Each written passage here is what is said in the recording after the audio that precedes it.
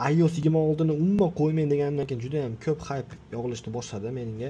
Bu hypemi, unaqa hammasi yaxshi ishlayapti-yu, hammasi zo'r-u, unaqa narsa faqat beta versiyada bo'ladi-yu degan juda ham ko'p fikrlar kelyapti. Shu narsaga men bitta gap aytmoqchiman. Do'stlar, hamma telefonda ham, hamma odamning telefonida ham kelgan обновление har doim unaqa bo'lmaydi. Hamma telefonga har xil keladi, esingizdan chiqarmanglar. 15 Pro Max uchun alohida обновление bo'ladi, 15 Pro uchun alohida bo'ladi, 15 Pro 15 ta o'zi uchun alohida bo'ladi.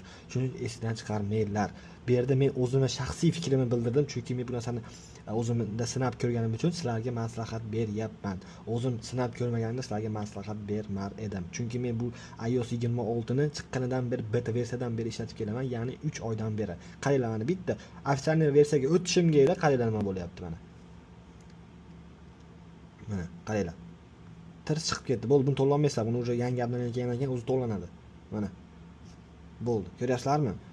Bungacha bunaqa muammo umuman bo'lmagan, даже beta versiyada ko'pchilikda gapida aytayapti, beta versiyada faqat unaqa bo'ladi. Даже beta versiyada unaqa bo'lmagan, lekin ofitsialda bo'ladi shunaqa narsalar.